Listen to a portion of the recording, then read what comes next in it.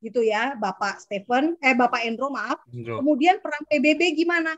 PBB, kalau menurut saya sekali lagi, negara-negara di mana-mana tidak wajib kan sebenarnya masuk PBB. Buktinya apa? Indonesia aja di zaman Soekarno pernah keluar kan dari PBB, benar nggak? Jadi apakah pengaruh keputusan PBB? Belum tentu. Ya sekarang aja buktinya apa? Buktinya PBB sudah mengakui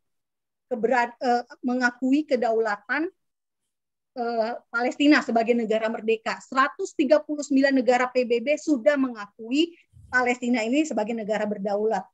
Tetapi apa yang terjadi? Mereka juga nggak bisa ngapa-ngapain kan, gitu loh. Memang ya susah, ini urusan dalam negeri. PBB nggak bisa maksain Israel untuk memberikan semua daerah-daerahnya untuk berdamai dengan Palestina. Nggak bisa dipaksain. Jadi peran PBB gimana? Kalau menurut saya PBB harus bersikap bukan terhadap Israel, tetapi PBB harus bersikapnya terhadap Hamas, gitu ya. Sudah saatnya PBB yang bertindak ngurusin Hamas, jangan ngurusin Israel mulu. Israelnya baik-baik aja, Israel nggak perlu dibela, Israel sudah mampu memproteksi kedaulatannya sendiri, mereka sudah mampu melindungi diri mereka sendiri. Yang perlu itu PBB bertindak kepada Hamas, gitu. Fatah jelas-jelas saingan politiknya nggak mampu. Fatah sebagai pemerintah gitu ya, kayak kita nih di Indonesia, pemerintah yang berkuasa sekarang, kelompok apa? PDIP, Golkar, musuhnya lawan politiknya siapa? Demokrat, PKS. Kalau PKS di sini rusuh, pemerintah punya hak kan mengurus bertindaklah terhadap PKS misalnya. Tapi di Palestina nggak demikian Bapak Ibu. Justru kebalikannya, si pemimpin Palestina ini bisa dicoba untuk dibunuh, bom mobil seperti itu. Bahkan coba Anda cek sendiri Bapak Ibu. Tahun berapa terakhir kali Abbas menginjakan kakinya di Gaza? Hampir 10 tahun lebih dia tidak pernah menginjakan kaki di sana. Karena dia udah mau dibunuh juga 2 kali oleh Hamas. Jadi segitu gitu ya. Jadi siapa yang bisa nolongin Hamas? Siapa yang bisa melawan Hamas? Ya perlu orang banyak yang mencegah Hamas ini bertambah besar dan memotong gitu ya, mengkat si emaknya ini loh, si Irannya ini. Nah sekarang Biden malah si dan yang tadinya udah disetop sama siapa namanya sama Trump, malah sekarang Biden mau bantuin Iran lagi kan. Jadi nggak heran nanti kita akan melihat peralatan perang lebih canggih lagi dari Iran yang masuk ke Gaza. Ini berkat duit siapa? Duit pajaknya rakyat Amerika. Nah, orang Amerika ini juga butuh kita doakan. Mungkin Pak Paul sekali waktu harus ngadain doa khusus ya untuk orang-orang Kristen di Amerika. Karena mereka ini pengaruhnya sangat besar loh. Negara kalau kita cek data UNRWA, duit terbanyaknya itu bukan dari negara Arab loh yang mensupport Palestina, tapi dari negara-negara Kristen, dari negara Amerika. Coba bayangin. Sementara orang Kristen di Nigeria, Boko Haram nyulik-nyulikin anak-anak dijadiin mualaf, pada diem aja nggak ngapa-ngapain. Nggak fair ya. Ini sih saya terus terang aja, saya benar-benar Amerika nih benar-benar perlu terobosan rohani yang luar biasa. Dan mungkin hamba Tuhan yang ada di sini bisa juga tuh berdoa ya buat ini ya. Dan peran Hamas mau ngapain?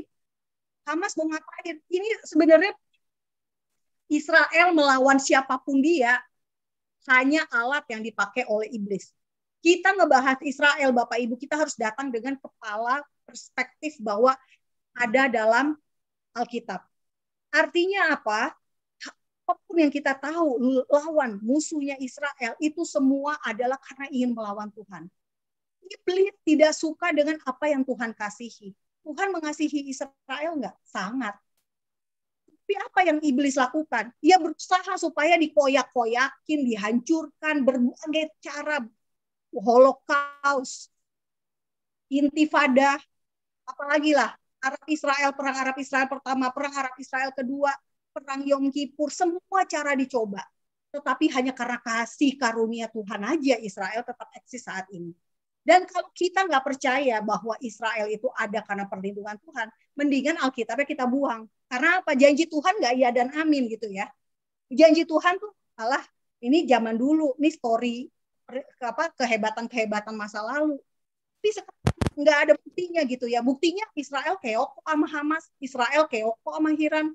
Jadi kalau ditanya Hamas mau apa? Hamas hanya dipakai oleh iblis untuk melakukan misinya iblis, yaitu menentang Tuhan gitu. Jadi sekarang saya balikinnya selalu ke perspektifnya teologi gitu ya. Pak, jelas-jelas Hamas sudah punya daerah Gaza kok. Apalagi sih yang mereka mau? Mereka mau Yerusalem. Ya sama aja. Siapapun yang mengganggu Israel itu seperti mengganggu biji matanya Tuhan. Ya itu urusannya Hamas dengan Tuhan deh, gitu ya. Karena Tuhan sendiri berkata yang berperang bukan kamu, aku nih yang berperang. Itu sudah dikatakan sejak Israel eksodus dari Mesir. Apakah janji Alkitab itu bohong? Saya yakin enggak.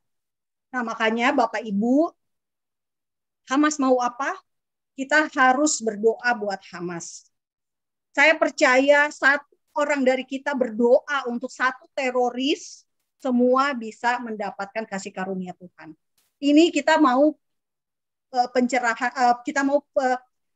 pencurahan Roh Kudus gitu ya. Dan saya percaya di tengah begini banyak tragedi di tengah konflik yang begitu kuat, justru kita akan melihat kasih karunia Tuhan melimpah-limpah.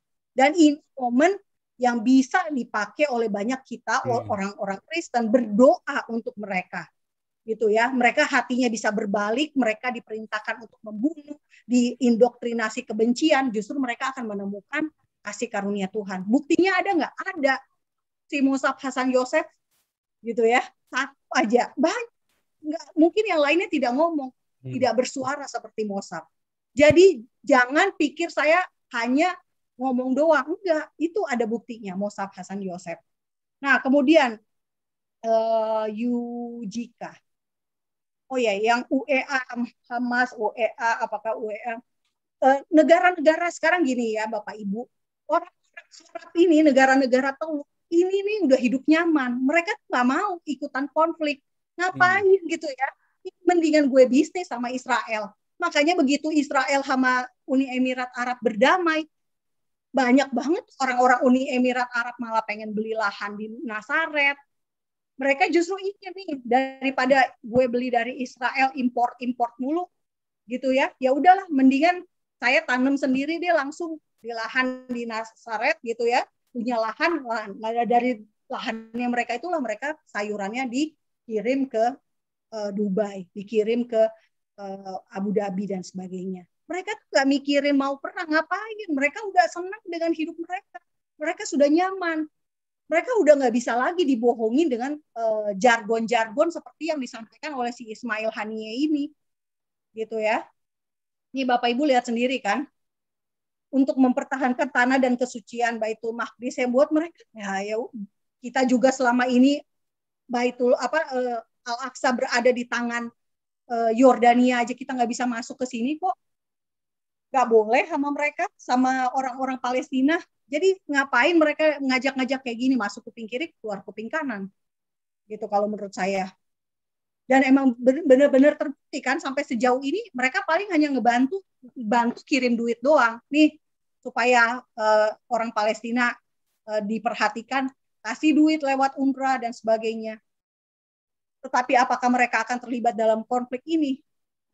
Aduh, kayaknya enggak banget ya. Mereka lebih sibuk mikirin bagaimana mereka bisa semakin makmur.